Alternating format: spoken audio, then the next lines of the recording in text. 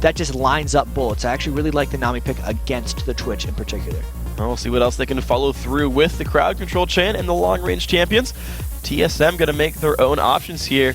Had the brief mention of Ari Nocturne, and we did say, you know, that still fits the TSM playstyle. Yeah. Go get Reggie and someone who can dive people and kill things off. Nocturne Ari is locked in. It hurts their late team fighting a little bit, but that might be made up for by having Sona and Twitch, just having the Ari Nocturne in there. So obviously TSM is going to look to get some early or at least mid-game edges with Ari and Nocturne flying around and just killing whoever they want. Whereas Curse, they got to try to find a way to pick around that and not get punished in the mid-game. And see if they can do it then. It's going to be a battle of positioning then and getting themselves in the right spot. Or just screw it, blow up Twitch. Whatever. Don't even have to worry about it anymore. I mean, it's going to be hard, but hey, you got to worry about Reggie. Yeah, but true. You don't, you know, unless the odd one builds a bunch of damage on Nocturne, which is not his style, no. You're not really having to worry about Nocturne either. So. All right, so the last few picks come in for a Curse, and they're going to say, look, team fighting, and some good split pushing to be fair as well. They've grabbed the jungle Nunu in there for St. Vicious. They've also given Kennen up to their other solo laner, so good mix of powers here for Curse. Yes, Nunu Caitlyn is an old combo in a sense. It used to be a very prevalent duo lane, but then obviously Blood Boil got hit substantially, and also something else, as we'll get to the Renekton pick in a second, the base attack speed on Caitlyn got reduced, which makes attack speed increases less effective, since all attack speed increases are based off your base attack speed multiplier.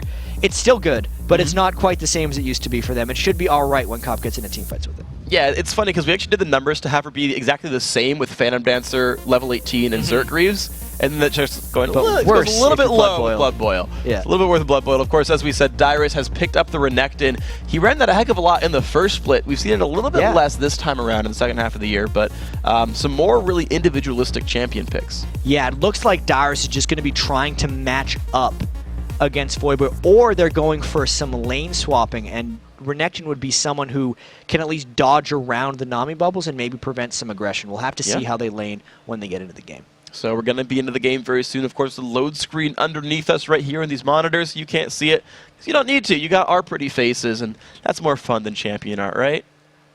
But, of course, this game means a lot. As we said, the playoff race is here. If Curse wins, Coast fans, if Curse wins, Coast are out of the playoffs. There's no way they can catch someone for a tiebreak. They can't catch 6th place, and they're going to be the second team relegated. If TSM does win, you still have the chance here that Curse falls down, Coast catches them, goes through a tie with maybe Dignitas, and then move on. Whereas TSM, they've still not lost this week. They're looking for their next perfect super week. They're looking to clinch 3rd place, because with CLG having lost a game, with Curse 2 games back, with Dignitas having lost some games, if TSM wins out, they get 3rd. Yeah. TSM wants to win out and get 3rd, because that makes it so they don't have to play their friends and rivals in Cloud9, which is very important for them as they move towards the playoffs. Yeah, they wouldn't match them unless they had both lost and found themselves in the 3rd place match. So we'll see if they can dodge themselves around. TSM making their way out of the base in the top right in red. Team Curse making their way out on the blue side in the bottom left. And we'll see what they end up doing with the level 1s. Right now, actually, a big spread for Curse, but these guys are kind of grouped together for TSM.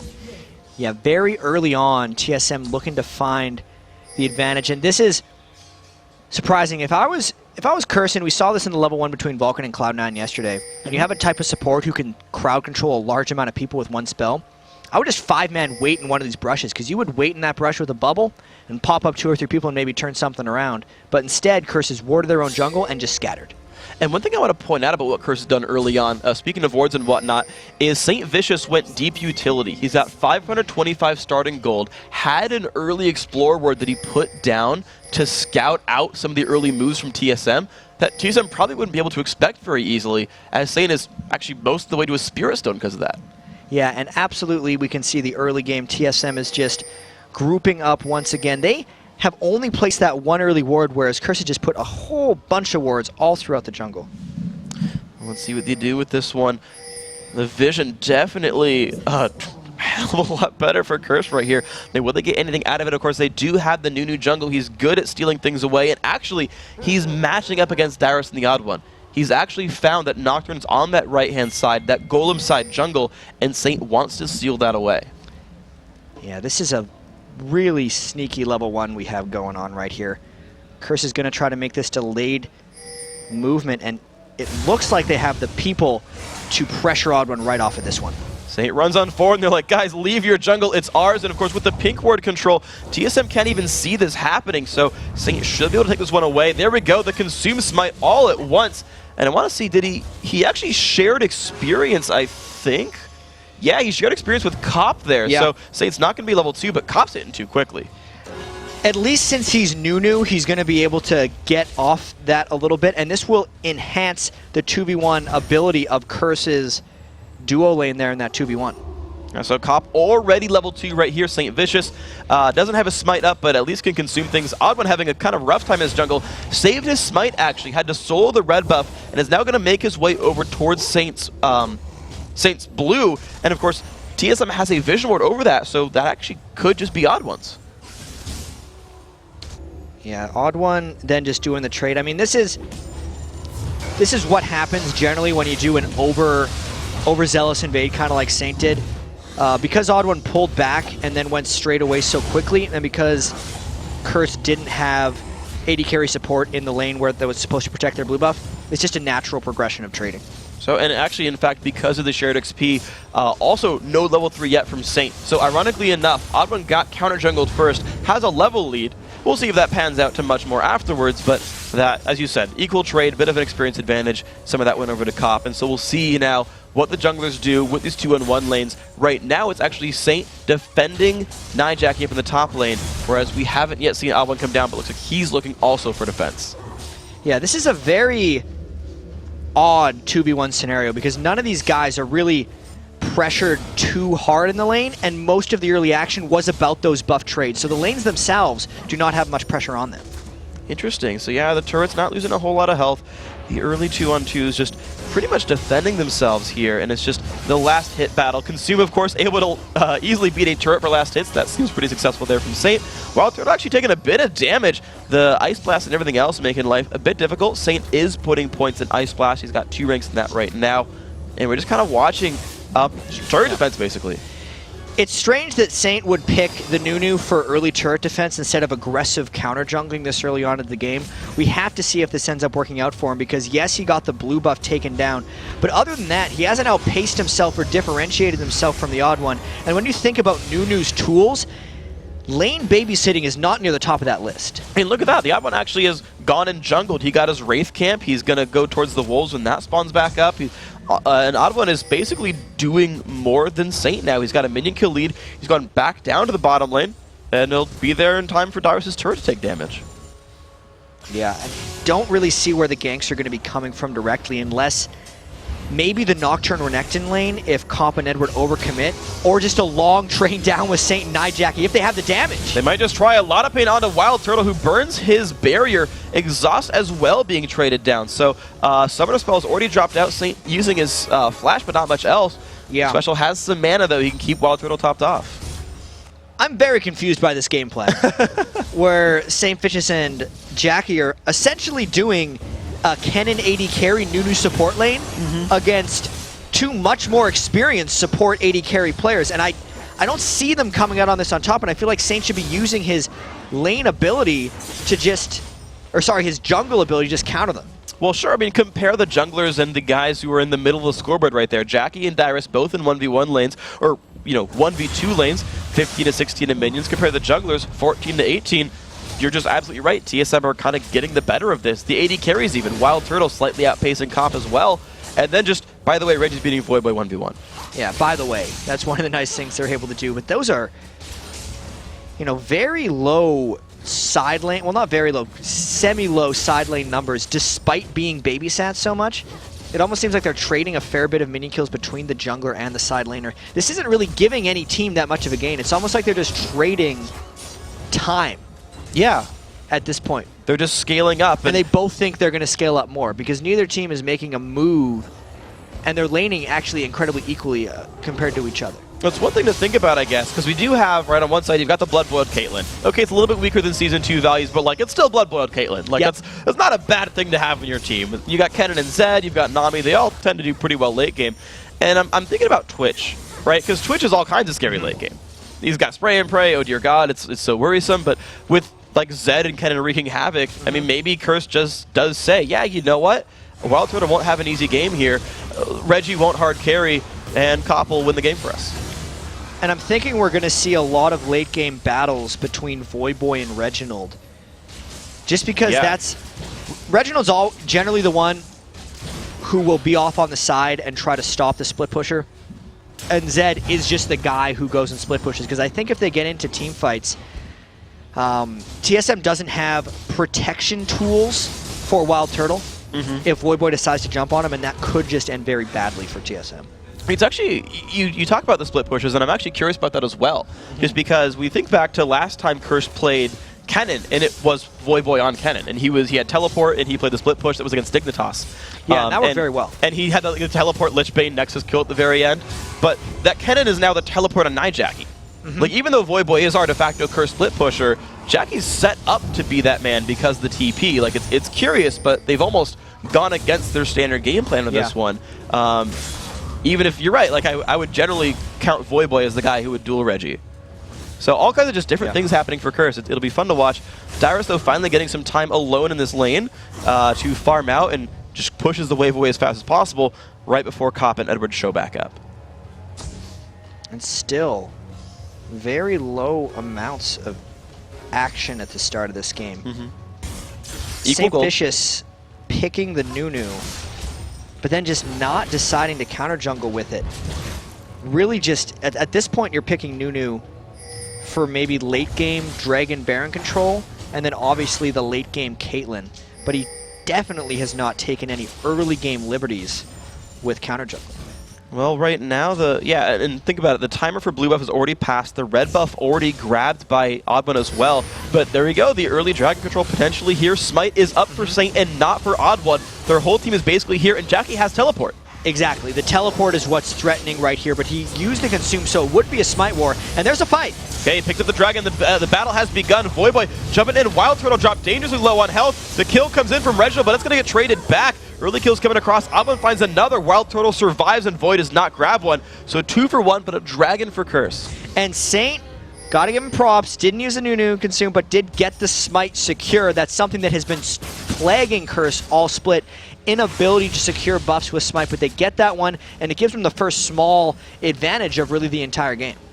They did have to use the teleport, though, from Jackie, which means Dyrus has been alone in the top lane. Good spell shield from the Oddone, but yeah, Dyrus having his sort of way with his building down here, clears off the minions, has another wave hitting this, and it's down below 1/4 at this point. Jackie finally making his way up to defend it. Yeah, obviously, since the first 8 minutes are past, the turrets no longer have that extra armor bonus, so turrets are just as pushable as they would be at any point of any previous patch here. So finally, maybe the turret game will start progressing since these 2v1 lanes could advance, but exactly at that moment, the 2v2 lanes actually decide to lane against each other to maybe prevent that from happening. So more laning phase here for Curse and TSM. It's like CLG versus CLG, guys, and we've got interesting battles going on. 10 minutes in. The gold, of course, very close, but as we said, it was a dragon versus a 1-kill gained team fight, so that does give Curse the lead here. Up 600. Voyboy sent back in here to duel against Reginald. Now that he's wearing a blue buff, and of course, mind you that Reggie's was taken by Jackie in the last fight, there was actually a buff advantage here in this lane for Voy when battling Reggie. That is a very good thing to note, and also, Reginald hasn't built too much survivability, and Voyboy would love to aggress here, but knowing Reginald has the 1 level advantage, and I guess the health from the Doran's Rings is keeping him a little bit at bay. Also note how Reggie is staying so far back in that lane, so if Voyboy did dive him, he would be taking turret aggro. That is one thing to be aware of. You can try to juke skill shots, you don't so much juke turret shots with Shadows, so you've always got to be a bit careful there, but he's really just playing the push game for now. Reggie, right, letting him take the minions down, throwing Razor Shurikens, but otherwise saying, yeah, all right, just you can't dive me, I'll keep scaling up, no big deal. St. Vicious does get spotted, though, on his way to the bottom half of the map. Curse TSM, I should say, will know about this. Wild Turtle's got to play this one safe. I wonder if TSM's going to try to hatch a counter gank. Because nearby. Yeah, it doesn't look like anything's happening here. They get the ping down onto St. Vicious, and nothing doing with that one. Okay, they saw him leave. I'm going to go back, clearing his wolves. 49 minutes for him, only 36 for St. Vicious. just clearing away his double golem camp, but making his way back down towards the bottom lane. I mean, there is ward control here for Curse. They've pink warded the lower brush, so Saint can walk right through that one. The second brush, they know it's safe as well.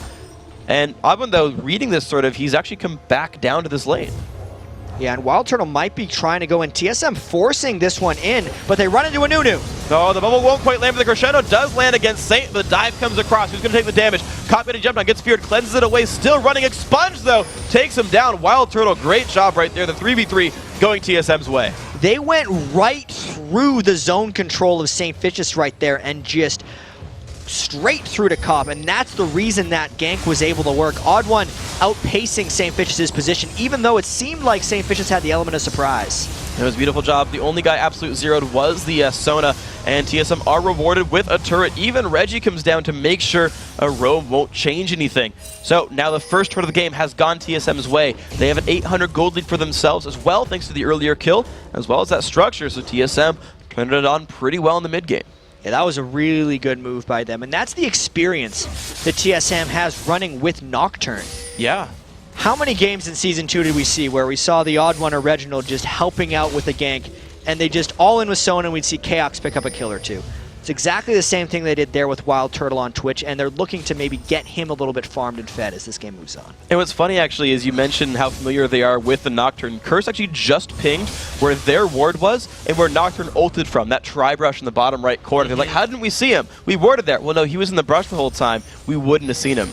Sneaky. And even beyond that, right, the fact that he stayed in the brush knowing, oh yeah, teams ward there sometimes, hide from it, ult from there. Just a lot of really cool things going TSM's way with that one. Good mind games, 500 gold lead. And now, with Dragon a minute and a half away, but you've still got the Nunu who's good there for buff control. It worked from the first time. We'll see if that's where Curse's next move ends up being.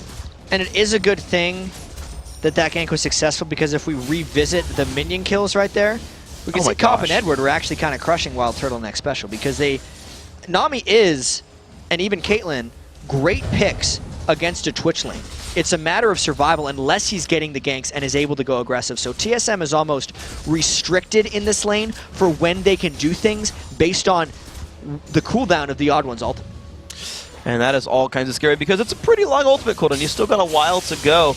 However, Saint has not put more than 1 point into his Blood Boil yet. So as far as getting to late game there, right, Wild Turtle in a survival lane, but heck, again, you got Spray and Pray. Well, right now, Wild Turtle will kind of keep outpacing Cop in team fights. Saint, though, just showing up and saying, you know what, element of surprise, screw it. I'm just going to walk into the lane with Blood Boil, the AD carry, but they don't find anything for it. That's what he's been doing the whole game, which to me doesn't really justify the Nunu pick. He has been into the Oddone's jungle once, and for the most part has just turned himself into a laner. If this is Curse's strategy, maybe it'll work out for them because the gold is still close and their lanes are actually doing quite well overall. But I feel like you could do that with any jungler. If he was Nasus, he'd be doing this job at creating more lane pressure.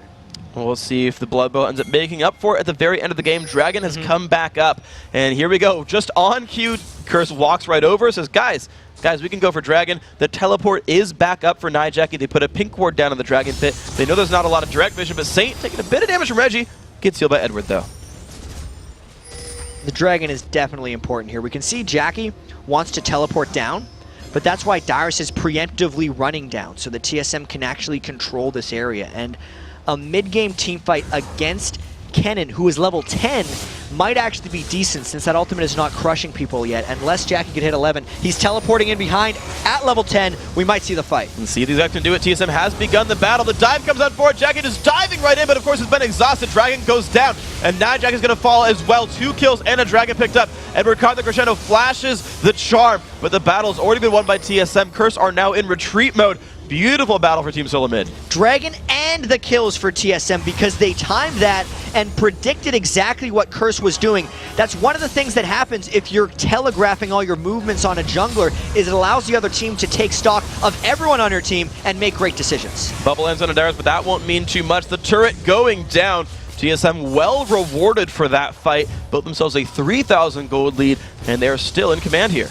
Yeah, and in that fight, St. Fitch's wasn't even able to get off his absolute zero on Nunu because TSM had just killed him so quickly, as St. Fitch's kind of had to go in alone to try to get the smite steal and got pumped down with a bunch of damage. Yeah, he was alive for absolutely 0 seconds that fight. Let's watch a replay of that battle. Yeah, so as you can see, Jackie tried to get the ultimate, but before it started, Saint was super low. He was actually kind of getting he only had one objective on his mind there, and that was the dragon, but he forgot about all the people that were killing him as he was running through, and it just allowed TSM to cruise through that fight. Well done by these guys. The red team holding out well, and Coast has got to be happy about this one. If TSM, again, can win, that keeps Coast's playoff hopes alive. And Curse, they're looking for third, and with a loss here, it's going to make that much more difficult for them. But they can try. TSM still looking to make some moves forward. They've got the lane starting to push on down. They've actually moved Wild Turtle towards the top side of the map. That's I mean, they've already got all 3 outer turrets, so. Might get stolen. No smite is up, but it's just going to be the attack onto Void. Void down below half HP. Wild Turtle shows up as well. Dodge with the ulti, and look at the escape moves there. Void by making his way out.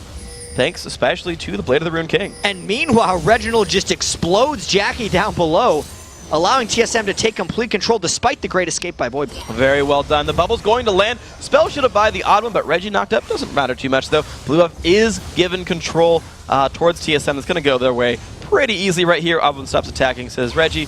Go ahead and let's hit that. Thank you very much. Mana and cooldown reduction.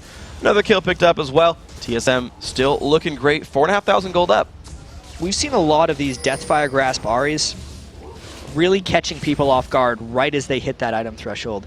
And there's only a few like assassin-based champions that work so well with Deathfire Grasp. And you were talking earlier about how it may seem a little strange how Ahri would build that, since DFG amps magic damage and Ahri has that true damage component with your Q. But just because she has such an assassin-based playstyle, it's still enough to go in, get that one target, and just fly back out. And since so much of her damage is magic, you just end up seeing her blowing people up in the mid-game. Yeah, we had ended up sort of figuring out that there were sort of 3 major styles of builds. We're going to watch that kill real quick, though, of Jackie getting caught. Yeah, it was just Charm landed, which just allowed everything else to go down. It was perfectly executed by Reginald. Max range charm and everything. So beautiful job right there, Reggie, making that one happen.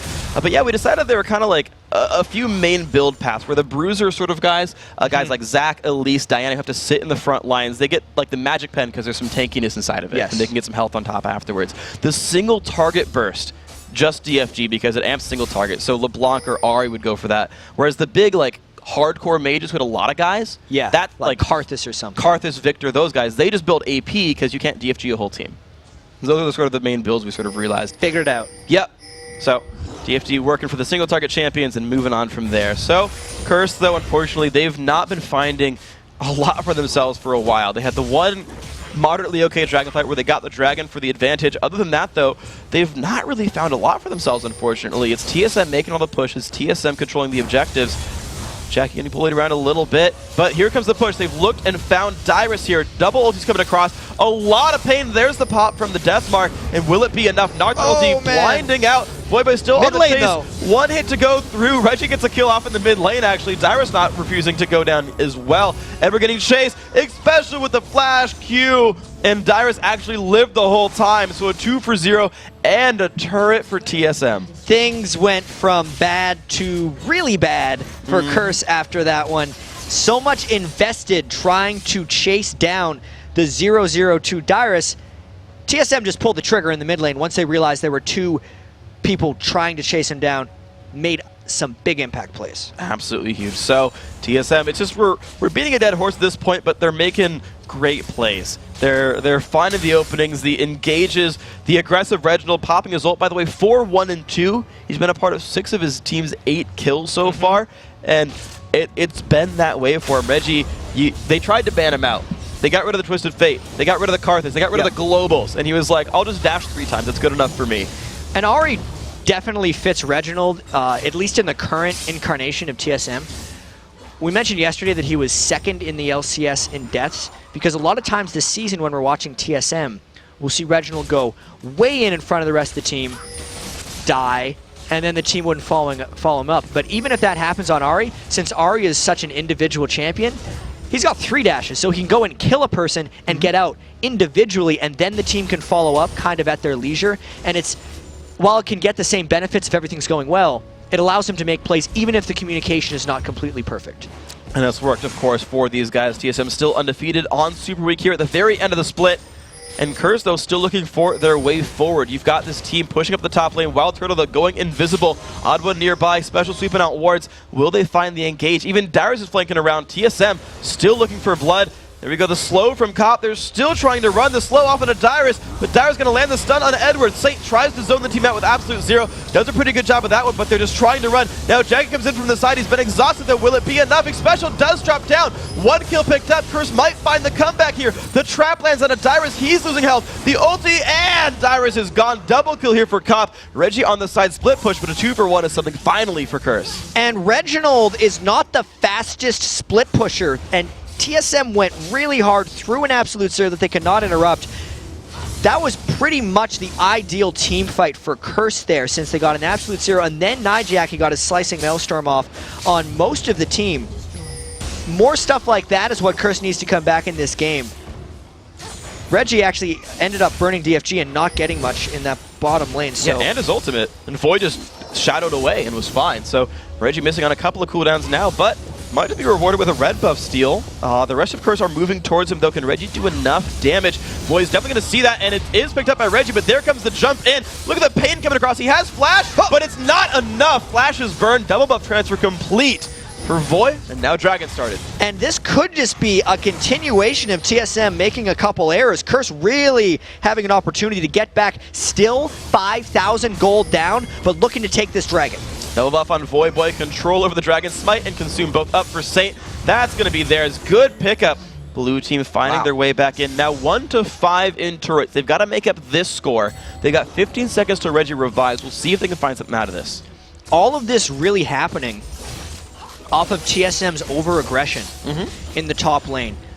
And this move continues because Reginald is still dead after this one. TSM trying aggressively to farm this wave out, Curse continuing the push. And look at the wave clear available. Dyrus ran into the team just to call the Meekin back out, and combined with Expunge, that actually got rid of most of the minions here. So even in a basically 4v5, TSM was able to defend the turret, only losing some health on it. So they hold on to a just shy of 5,000 gold lead.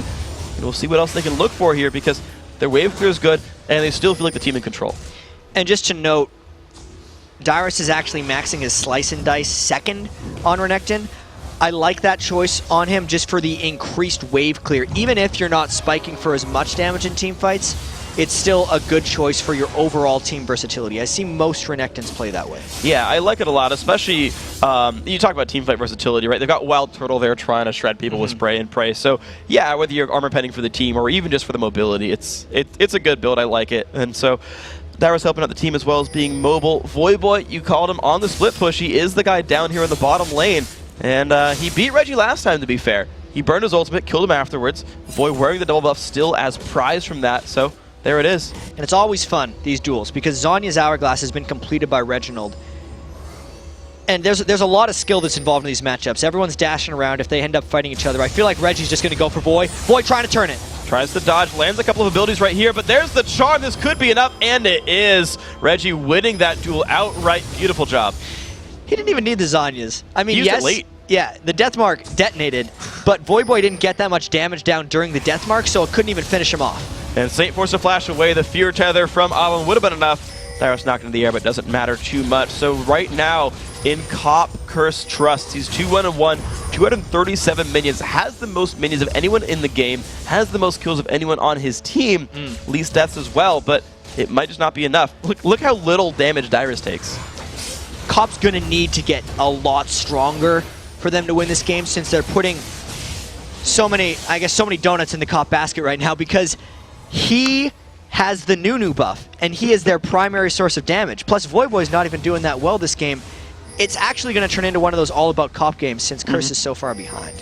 And it's one of the cool things I actually like about Cop this split. He's done a much better job of being that player, the standout player, the one who carries. I still remember back at MLG, the quadra kill on Draven.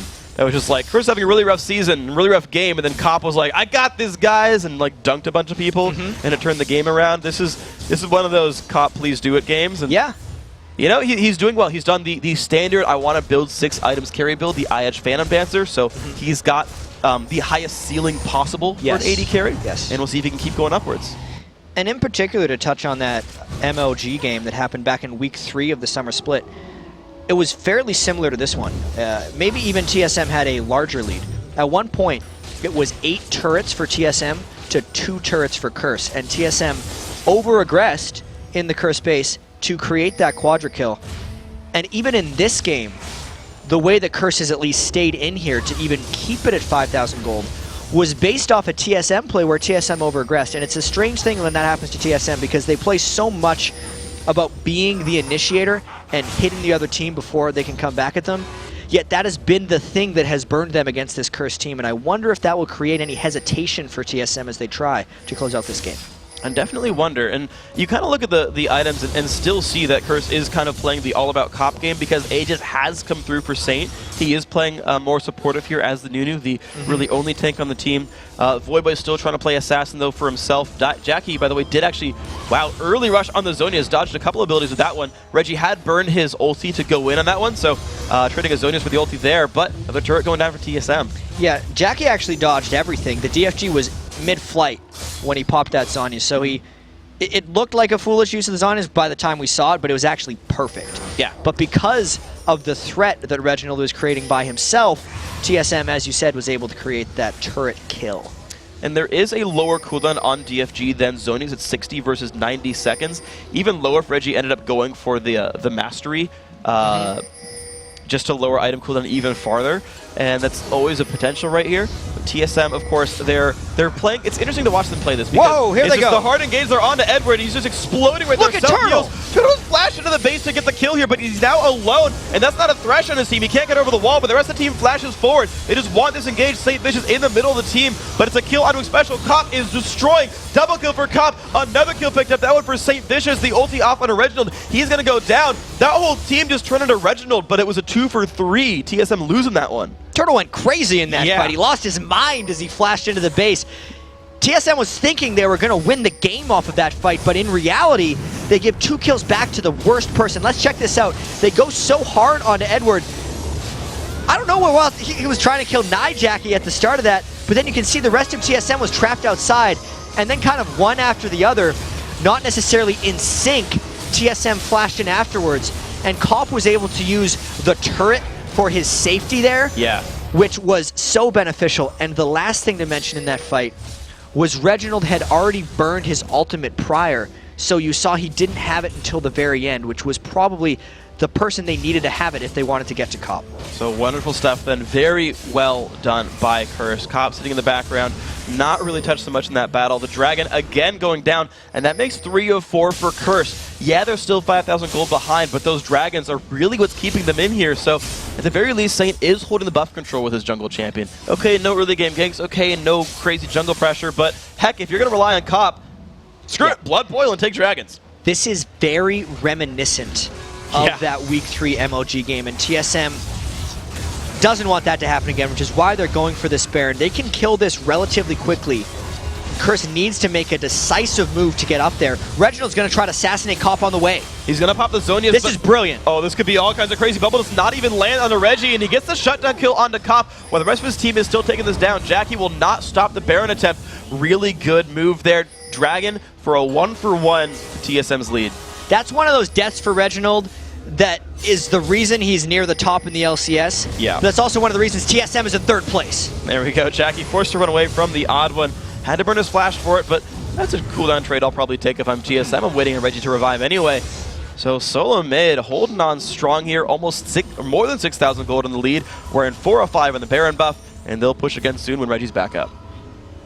Just can't say enough about that Reginald Ari play. No, that was great. The fact that he essentially took 4 people's on Curse's attention, still got the shutdown kill, and then gave the team the Baron. That makes TSM feel a lot better about Cop having a lot of gold. The fact that Reginald was able to do that to him, as well as get the Baron on. And then Cop, since he's going for the full damage build, since he really needs to, doesn't have room to build that Negatron cloak yet that's exactly what he needs to survive Reginald. Yeah, it's actually interesting. We talk about the kill trade that happened. You know, normally an assisted kill is worth more than a kill because you get 50% bonus gold. But Cop was worth 500, so Reggie got 500 gold for that one. Reggie having, maybe he didn't die recently, maybe he was actually worth a lot, but an assisted, like, normal kill is worth 450 because 300 and a half. Yes. Yeah, so, like, if that was a 300 gold Reggie kill, he actually went cash positive despite giving away an assist, which I think is really funny based on the Reginald play style. And the real cash positive thing was the Baron. Yeah, that the was rest a of the little team bit bigger. Which now TSM's going to use to try and take this turret down. they shouldn't be hesitant of the failed ganks before, and I'd expect TSM to try to go in very quickly. Look at how aggressively they're posturing at this turret. Bubba doesn't land on much. No tidal wave coming across yet. The dive on a Voyboy. Voyboy ulting back off, looking for Reginald. Voyboy forced to run away. He does survive, though, can cop through enough damage. A beautiful Bubba lands onto 3, but Cobb is taking so much pain, forced to run away. Shirelia's used as well. Look at the dive in there. Ari finding a double kill. Another one for Nocturne. Wild Turtle getting a kill with the poison as well. That is a 4-0 to TSM's favor, and they're going to move in for the Nexus. This should be absolutely theirs. The timing on the Reverie from X Special was exquisite in that fight. Being able to let TSM chase down for the end of that kill was perfect. It's good that TSM was not scared of diving despite having some bad experiences, and it gets them the win. Very, very well played. You're hearing them yell